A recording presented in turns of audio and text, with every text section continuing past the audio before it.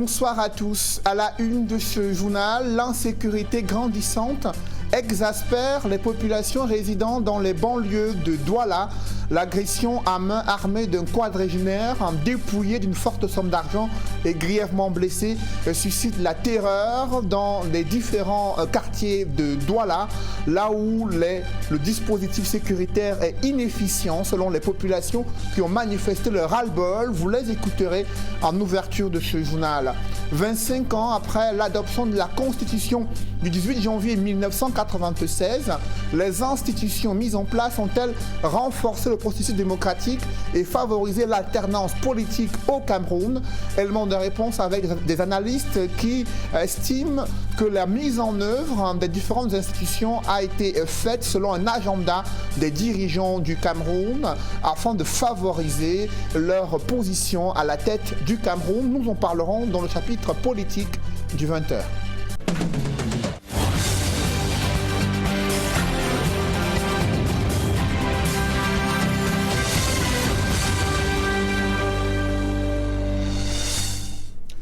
Merci de suivre cette édition complète de l'information sur Equinox Télévision. Il ne se passe plus un jour sans que des populations résidant dans une banlieue de Douala, notamment dans le 3e arrondissement, ne soient victimes d'agressions à main armée. Le cas récent d'un quadragénaire dépouillé d'une forte somme d'argent, grièvement blessé à la suite d'une agression à main armée. Les populations sont sorties ce matin pour exprimer leur ras-le-bol devant cette multiplication des agressions sous le regard indifférent des autorités locales. Le dispositif sécuritaire est inefficient selon ces populations. C'est le constat que font Warren Zede et Cédric Ndjing dans ce reportage. Cette foule en colère, c'est l'exaspération des habitants du quartier Posam dans le 3e arrondissement de la ville de Douala. Suite à la montée en flèche de l'insécurité dans cette partie de la cité, l'histoire qui a mis le feu aux poudres, c'est l'agression de ce dernier, le dénommé Njumesi Georges, alias Lama, âgé de la quarantaine, dans la matinée du mardi 19 janvier, aux environs de 4 heures, alors que ce dernier, exerçant dans la vente des chevaux, sortait de son domicile pour vaquer à ses occupations. Le coup a commencé à 4 heures. Ils étaient à 6. C'est Lama, non? C'est Lama. Lama était ici. Un enfant du quartier. Il était ici tombé. Il dit que même moi, on a dépiécé le gars. Toum. Le bandit, même l'autre bandit est tombé que là-bas devant ma cour. L'autre bandit. Alors, maintenant, le chauffeur est venu dire que tournez la voiture, tu le termines. C'est le caillou là qui lui est même. Qui a sauvé c'est le caillou qui a sauvé le chauffeur qu'il n'est pas monté sur le bandit, le voleur. Parce que le voleur était. Il était en noir. Il est tombé là-bas. L'infortuné a été conduit à l'hôpital à Kintini dans un état critique. Un énième acte d'agression dans ce quartier face auquel les populations s'insurgent et en appellent à la prise du problème à bras-le-corps par les autorités compétentes. Nous, les mamans de Newton Aéroport, nous faisons appel aux autorités compétentes de nous aider, nos chefs du quartier, nos fils, nos enfants ne sont pas en sécurité, nos maris, nous-mêmes qui sortons dans la nuit pour se chercher, pour nourrir les enfants, il faut envoyer les enfants à l'école. Nous ne sommes pas en sécurité à Newton Aéroport. S'il vous plaît, notre chef, il faut que notre chef vienne en sécurité, il prenne ces choses en main, il nous aide pour l'insécurité que nous avons déjà à Newton Aéroport. On a failli tuer l'un de nos autres ce matin, à 5 h du matin, qui partait se chercher pour ses enfants. Pour nous-mêmes, s'il vous plaît, on n'est pas en sécurité, nous voulons qu'on nous aide, les autorités compétentes nous aident, aidez-nous, nous sommes en danger, aidez-nous, nous plaidons en journée, en la nuit, on n'est pas en sécurité, c'est tout ce que nous demandons. En dehors aidez-nous, je vais dire encore quoi, aidez-nous, ça ne nous laisse pas papa, aidez-nous. Un cri de détresse qui s'élève et remet au goût du jour l'épineux problème de l'insécurité dans la cité économique. Dans la ville de Ngaoundéré, près de 1400 téléphones portables issus de la contrebande ont été saisis par la fin limier des services de la douane. Objectif, lutter contre le commerce illicite. Notons que la contrebande sévit depuis plusieurs années dans cette partie du Cameroun. Évocation avec Jean-Blaise Noupayé et Isabelle Carole Zoupet. Dans ces colis, 1400 téléphones portables flambant neufs issus de la contrebande saisis à l'entrée de la ville de Ngaoundéré dans la Damawa. C'est le résultat d'une opération menée par les agents des douanes dans le cadre de la mission spéciale Halte au commerce illicite. Ils ont tendu une embuscade à ces individus qui transportaient frauduleusement ces marchandises à bord d'une moto en provenance du nord.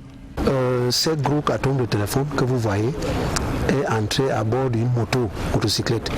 Nous avons aperçu ça dans les brousses de Demsa, dans la région du Nord.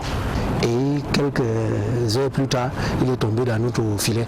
Au moment qu'il traversait les frontières, avec un gros colis sur la moto, notre service de renseignement ont suspecté les armes ou bien les cartouches.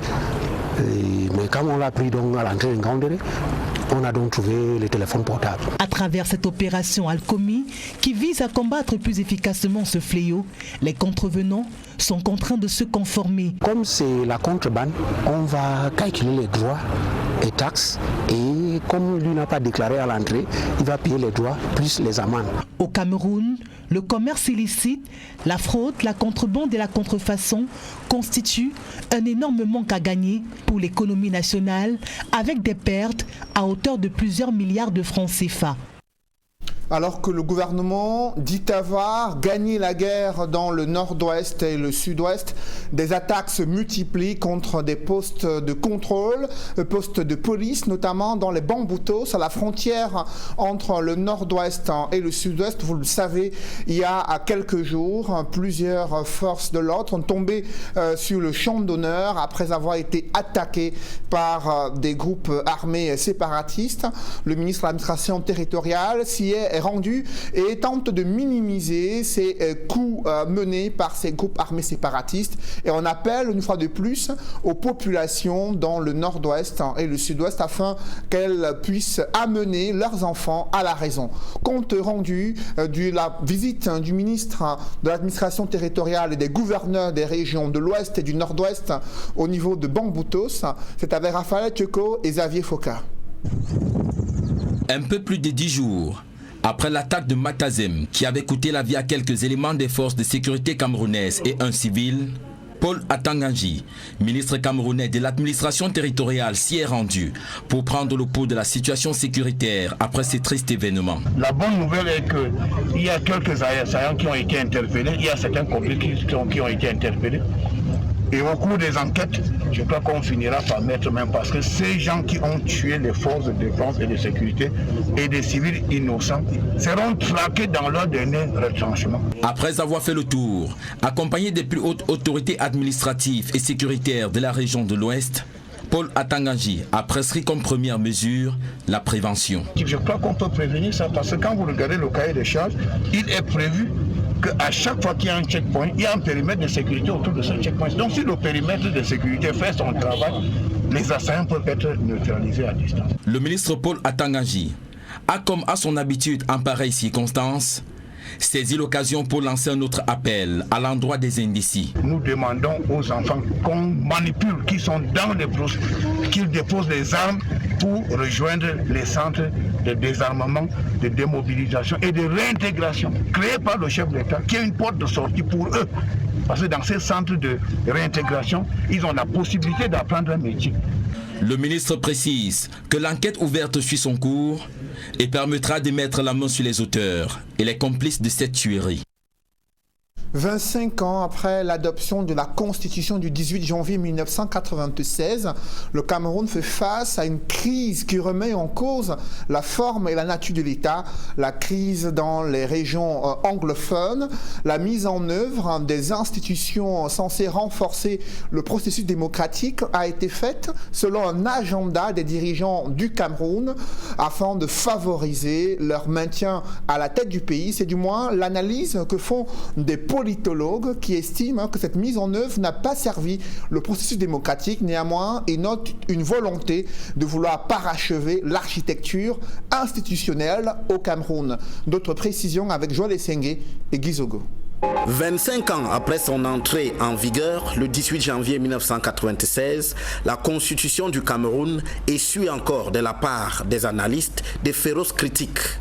Pour le politologue et épistémologue Faustin Etouké, elle n'existe pas à proprement parler, étant en fait la révision de la Constitution de 1972. Depuis 1961, on modifie la Constitution par voie, on va dire, parlementaire. La Constitution de 1996 n'est pas une nouvelle Constitution. Si vous lisez même le texte, c'est la loi 06/96 du 18 janvier 1996 portant révision de la Constitution de 1972. Modifiée et complétée par la loi de 2008. Frappé en quelque sorte par cet atavisme dès sa naissance, Faustin Etouké soutient que la Constitution de 1996 n'a rien apporté de bon.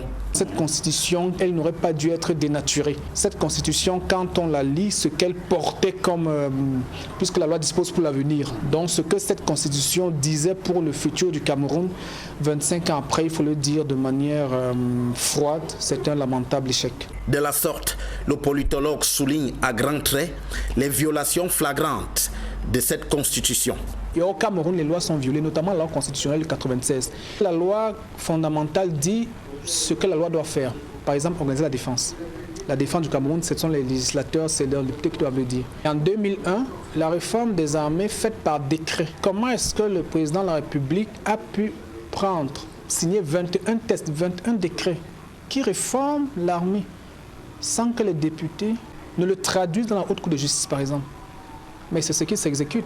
Sans embâche donc, Faustin Etouké conclut que la Constitution de 1996 n'a pas d'avenir. La Constitution du 18 janvier 1996 n'a aucun avenir. La Constitution de 1996 qui a été travestie dans le fond et dans la forme parce que ces dispositions fondamentales ne sont pas appliquées, et personne ne peut le contester. Et même la disposition la plus importante peut-être qui régulait le pouvoir présidentiel elle-même, on l'a viciée en 2008. Donc cette constitution ne peut pas permettre d'amener le Cameroun non seulement les en 2035, mais même de mettre en place la décentralisation. Si le politologue trouve quelque avantage à ce qu'on ait songé aux notions d'autochtonie et d'allogénie, il indique en fin de compte que ces notions ont été dénaturées loin de l'esprit qui les guidait au départ. Dans le chapitre économie, des entreprises agroalimentaires camerounaises résistent peu à la concurrence internationale et pour cause, il manque énormément d'outils pour faire face à l'invasion des produits alimentaires importés, faible maîtrise de l'environnement des affaires et des stratégies visant à être compétitifs sur un marché international. C'est du moins ce qui ressort d'une étude menée dans plusieurs secteurs. Le Cameroun aurait en principe des avantages comparatifs, mais la réalité est tout autre. Explication avec Aïk Cyril. Il a fallu 2 ans pour percer le mystère de la criminalité financière telle qu'elle va au Cameroun. Qu'il s'agisse du blanchiment des capitaux ou du financement du terrorisme, les voyants sont au rouge, avec une menace jugée élevée dans un cas comme dans l'autre. Les flux financiers sont énormes, sont très importants. Vous allez vous rendre compte que les sommes blanchies sont excessivement élevées dans notre pays, tant en ce qui concerne le blanchiment que le financement du terrorisme. C'est en milliers de milliards, c'est énorme.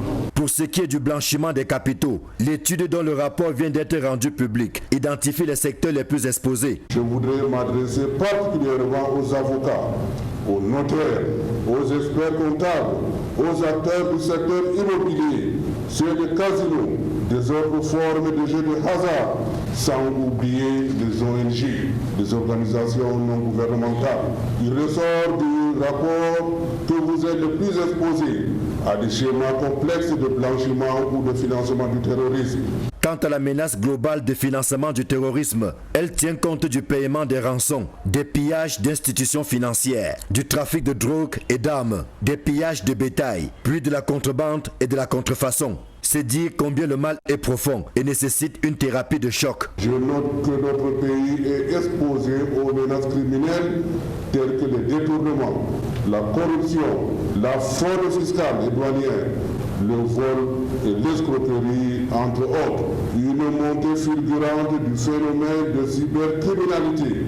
En identifiant les risques, pour mieux les comprendre, il est désormais plus aisé au gouvernement d'apporter des solutions idoines, adéquates et appropriées pour rendre notre dispositif solide face à la délinquance financière rampante. L'évaluation nationale des risques indique la voie à suivre pour prévenir et réprimer les actes de blanchiment des capitaux et de financement du terrorisme au Cameroun. Cette stratégie nationale est faite autour de 6 axes stratégiques contenant des actions spécifiques. Amélioration du cadre juridique de la lutte contre le blanchiment de capitaux et financement du terrorisme, renforcement du dispositif institutionnel de lutte contre le blanchiment de capitaux et financement du terrorisme, renforcement des capacités des autorités d'enquête et de poursuite, renforcement de la coopération entre les différents acteurs de la lutte contre le blanchiment de capitaux et financement terroriste, amélioration des dispositifs de supervision et de contrôle, amélioration des dispositifs de prévention et de lutte contre le financement du terrorisme.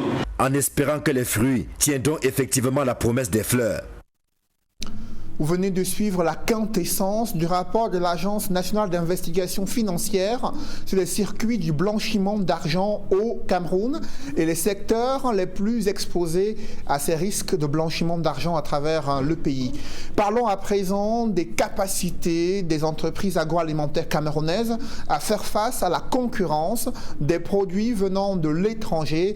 Elles résistent peu à la concurrence, la faute à une faible maîtrise de l'environnement des affaires et l'insuffisance de l'accompagnement des pouvoirs publics pour permettre aux entreprises agroalimentaires d'être compétitives. D'autres détails avec Aïk Cyril. Avec pas moins de 4 unités de transformation industrielle, une pléthore d'unités de transformation artisanale de cacao, ajoutée à une trentaine de torréfacteurs de café selon les experts, les produits de rente au Cameroun résistent peu à la concurrence au niveau international. Afin de comprendre le déficit de compétitivité des entreprises du secteur agroalimentaire, une réflexion vient d'être commandée sur le positionnement stratégique des industries du cacao, du café, du thé et du sucre. Ça permet de savoir quelles sont les faiblesses de ces filières-là. Et vous voyez, quand vous connaissez la faiblesse, vous pouvez mieux vous attaquer à la résolution de ces faiblesses en proposant des solutions adéquates, des propositions qui se tiennent, des propositions logiques qui peuvent être comprises et par les chefs d'entreprise et même par les consommateurs et tout le reste. Invités à la réflexion, les producteurs ne cachent pas leurs attentes quant à l'amélioration de l'environnement afin de booster leur compétitivité. Notre présence ici, c'est pour s'assurer que ce qui est déjà fait peut être plus compétitif. Et pour ceux qui veulent se lancer dans cette filière, qu'ils sachent exactement ce qu'on attend d'eux pour qu'ils soient compétitifs sur un marché qui est global et très compétitif, il faut le préciser. Organisé par le Bureau de mise à niveau des entreprises, l'étude sur le positionnement stratégique des industries du cacao, du café, du thé et du sucre vise à accompagner les entreprises du secteur agroalimentaire surtout sur la voie de la compétitivité. Après une vive protestation du syndicat national des enseignants du supérieur déplorant le non-paiement de la 4e tranche de la prime spéciale pour la recherche et les différentes prestations dues aux enseignants d'université, le ministre de l'Enseignement supérieur veut désamorcer la grève prévue entre le lundi 25 janvier et le samedi 30 janvier 2021 dans les universités d'État. Redoutant une cessation d'activité d'enseignement, le professeur Jacques Famdongo annonce que le ministre des Finances a mobilisé les fonds pour le paiement de la prime spéciale pour la recherche universitaire. Selon un communiqué rendu public cet après-midi, il y a 2 modes de paiement qui sont prévus. Les enseignants-chercheurs doivent recevoir leurs allocations dès vendredi 22 janvier au ministère de l'Enseignement supérieur. Le paiement se fera par billettage. Et en ce qui concerne le paiement par virement, il débutera le 28 janvier 2021, annonce le ministre de l'Enseignement supérieur.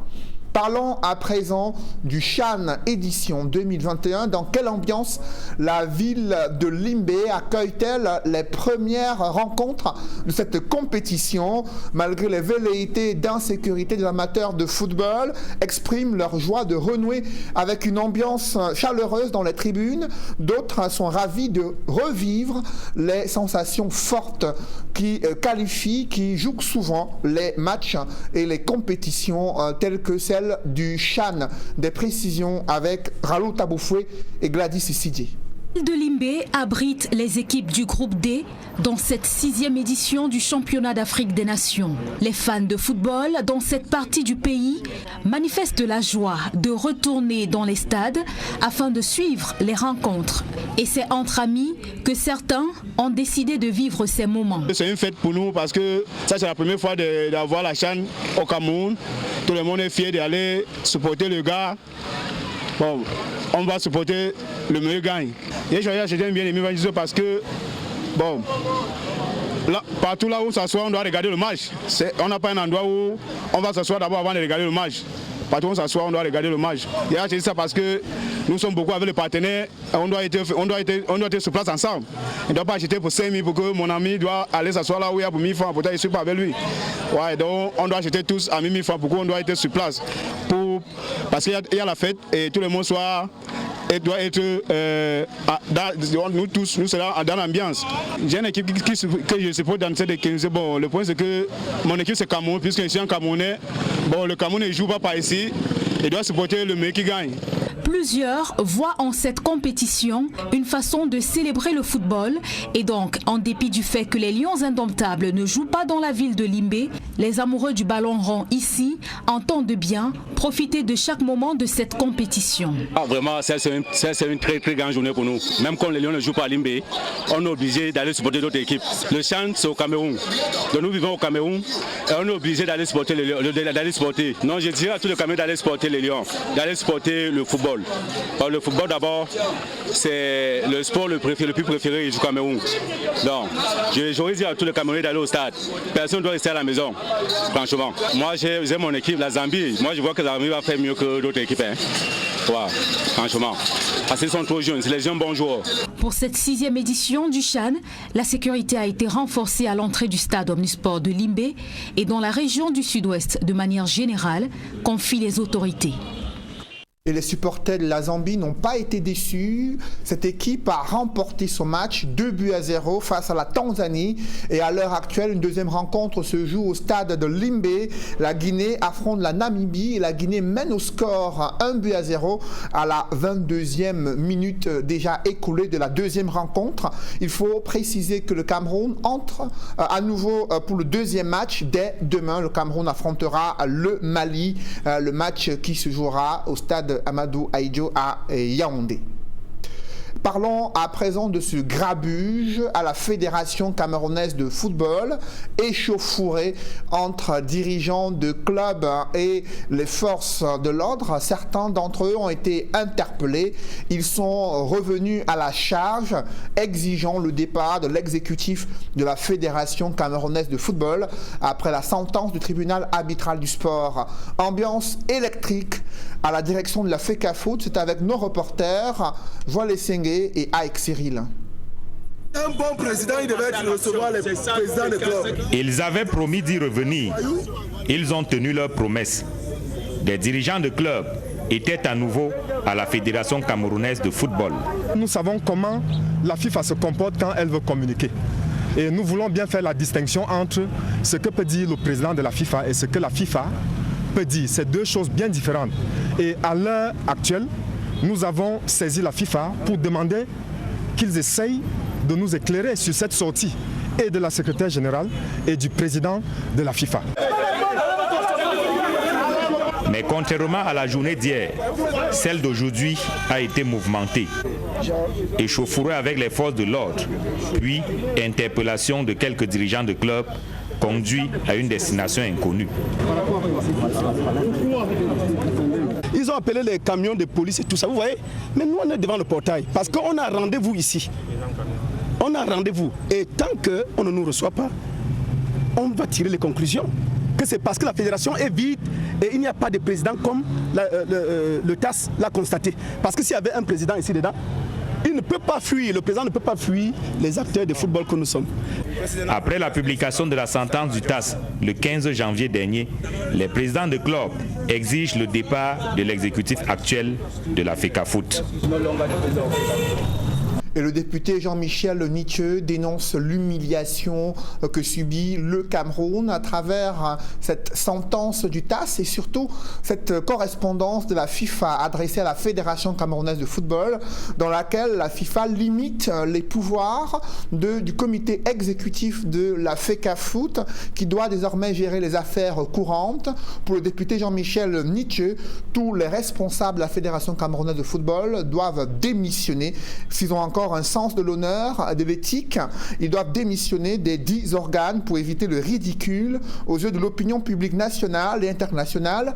Et ils souhaitent que le nouveau processus électoral conduise à de nouvelles élections des responsables des ligues départementales et régionales ainsi que aux ceux de la FECAFOOT, que cela se déroule dans la transparence et l'équité requise afin d'éviter une énième humiliation au Cameroun. C'est du moins la réaction de l'honorable Jean-Michel Nithieu, député SDF, président régional du SDF pour le littoral. Dans l'escale internationale, des conflits se multiplient à travers le continent africain. En République centrafricaine, il y a 2 soldats de la MINUSCA qui sont tombés dans des échauffourées avec des groupes rebelles. Au Soudan également, de nombreux morts ont été enregistrés. On fait le point avec Nadine Yambou. En République centrafricaine, la situation sécuritaire demeure préoccupante. Au moment où la Cour constitutionnelle validait la réélection de Faustin Archange Touadéra à la tête du pays, la mission onusienne essuyait une attaque dans la ville de Bangassou. 2 casques bleus ont trouvé la mort le 18 janvier 2021. Il s'agit d'un soldat gabonais et marocain. Leur convoi est tombé dans une embuscade tendue par des groupes rebelles. Le gouvernement centrafricain condamne l'attaque et promet des procédures judiciaires contre les commanditaires. Ce sont au total 7 casques bleus qui ont perdu la vie depuis le début des attaques coordonnées des groupes armés. La République centrafricaine est confrontée à une instabilité politique depuis la réélection du président Faustin Archange Touadéra. Le gouvernement accuse les groupes armés soutenus par l'ex-président François Bozizé de vouloir renverser le pouvoir. Et au Niger, 4 soldats ont été tués et 8 autres gravement blessés dans l'explosion d'une mine artisanale dans le sud-est du pays. Dans un communiqué du ministère nigérien de la Défense, ces militaires étaient aux trousses des membres de la secte islamiste Boko Haram qui avaient attaqué un poste militaire dans la région de Difa, près de la frontière avec le Nigeria. La dite attaque a coûté la vie à 3 soldats de l'armée nigérienne. La région de Difa au Niger est en proie depuis plusieurs années aux multiples incursions des islamistes de Boko Haram qui ont établi leur base. Et au Soudan, les tensions tribales n'en finissent plus. De nouveaux affrontements entre 2 tribus ont fait au moins 55 morts dans l'état du Darfour Sud. L'assaut perpétré par des individus armés contre un village serait une revanche après le meurtre d'il y a une semaine d'un membre du clan. Quelques jours plus tôt, 83 personnes ont été tuées dans des combats entre tribus dans l'état du Darfour Ouest après une dispute entre 2 personnes. L'enlisement du conflit a contraint les autorités soudanaises à décréter un couvre-feu dans la zone. En 3 jours, le nombre de personnes tuées dans des violences tribales ont atteint les 140 morts. Un chiffre record depuis la signature en octobre 2020 d'un accord de paix entre les groupes rebelles et 2 semaines après la fin de la mission conjointe ONU-Union africaine.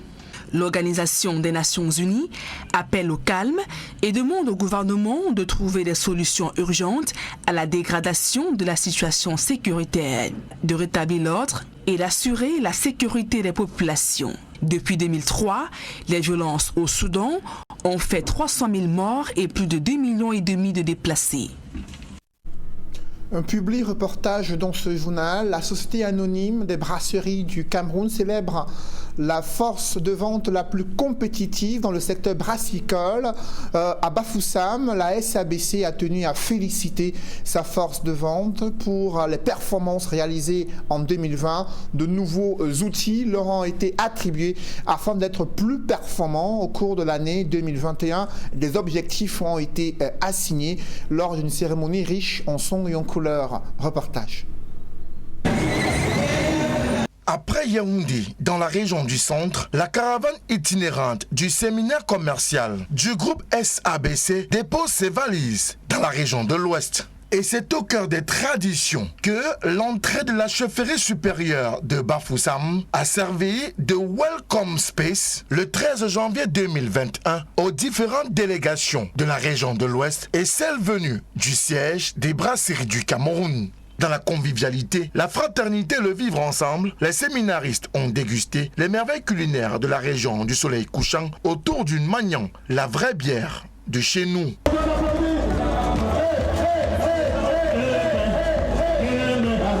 Nous sommes aujourd'hui sur le thème de la culture avec Magnan et le lieu qui est choisi est assez emblématique. Nous sommes sur la place de la chefferie de Bafoussam, une place historique, emblématique, et les choses se passent plutôt très bien, c'est convivial. Nous sommes avec des groupes de danse, avec nos consommateurs, les collaborateurs, les équipes de l'Ouest et celles du siège. Bref, c'est une communion pour lancer ce séminaire. L'intelligence collective et conquérante, gage de notre leadership et au service d'une agro-industrie performante et compétitive, c'est le fil conducteur qui a guidé les travaux du séminaire commercial 2021 dans la région de l'Ouest. Il s'est agi de passer à revue toutes les actions commerciales des brasseries du Cameroun menées courant 2020 afin de relever les manquements et faiblesses et de s'armer de stratégies nouvelles pour être plus efficaces et performants en 2021. Du bilan des activités dressées par le directeur commercial et marketing du groupe SABC, il ressort que la région de l'Ouest du Cameroun a été la plus performante du pays en 2020. Une mention spéciale au service commercial de Bamenda qui, dans un contexte d'insécurité dû à la crise sociopolitique que traverse la région du Nord-Ouest, s'est démarqué par son engagement, son courage et sa bravoure pour assurer la distribution des produits SABC aux clients. Le groupe SABC, branche de l'Ouest, qui a conforté sa position de leader agro-industriel en 2020, entend rééditer cette performance en 2021. Avec la collaboration et la contribution de toutes les équipes, nous allons relever le challenge qui sera de rééditer l'exploit en 2021. Je n'ai pas de doute là-dessus. Je compte davantage sur notre écosystème, sur nos distributeurs qui sont professionnels de plus en plus, qui comprennent l'intérêt de la stratégie. Et je pense que tout le monde embarqué dans cet objectif qui est très noble, mais qui est réaliste, on maintiendra sans doute ce leadership sur 2021. Des performances inédites réalisées sur le terrain par l'équipe de la région de l'Ouest des brasseries du Cameroun, saluées à leur juste titre par le directeur commercial et marketing du groupe SABC. Vraiment bravo à cette région qui a fait un travail remarquable en équipe, de réaliser des résultats exceptionnels et de battre les records de toute l'histoire du groupe SABC en 2020. Ensemble, nous devons continuer de maintenir le cap et s'améliorer parce que nous devons toujours progresser et faire mieux que l'année dernière. Passé le temps de la réflexion, place également a été donnée aux récompenses de 2020 au cours de la soirée, de la performance aux couleurs de Magnan, la vraie bière de chez nous. Je suis très heureux d'être parmi vous dans cette soirée. C'est un séminaire itinérant et la région de l'Ouest a accompli, Votre Majesté, des performances remarquables dans un contexte difficile. Et je voudrais saluer cette performance à nouveau ce soir en vous félicitant et je crois que vous pouvez vous applaudir tous ensemble. Les meilleurs partenaires du groupe SABC de la région de l'Ouest ont à l'occasion reçu des prix dans diverses catégories. Ainsi, le premier prix du meilleur distributeur Ligue des Pros Grand Challenge, Patricia Bertolo, est revenu à Martin Djoufak des établissements Sonodi à Chang, qui est reparti en plus du trophée avec un pick-up de valeur. Vraiment très fier. On a toujours dit la vraie magie c'est le travail. Je remercie les brasseries vraiment pour ce cadeau qu'ils nous offrent. Non seulement j'ai eu l'appui, mais les autres ont aussi tant de cadeaux. Vraiment, c'est une entreprise citoyenne qui ne cesse d'encourager les gens. Nous sommes vraiment très ravis d'être avec eux ce soir. Le deuxième meilleur distributeur, Ligue des Pro Grand Challenge, Patricia Bertolo, a reçu un groupe électrogène.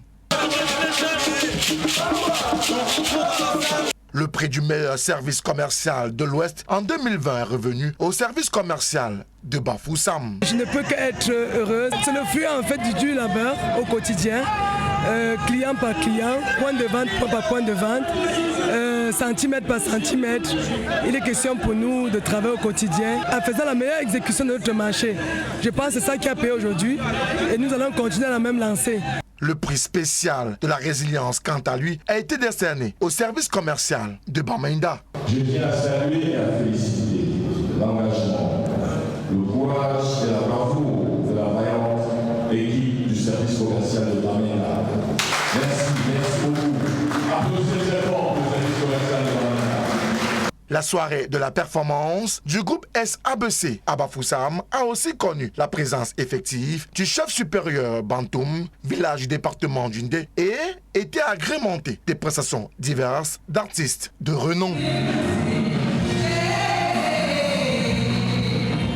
Mesdames, messieurs, c'est la fin de ce journal. Merci de l'avoir suivi. Juste après cette édition de 20h, retrouvez Serge Alain Otto et ses invités pour le débrief du journal sur le plateau d'Equinox Soir. Serge Alain.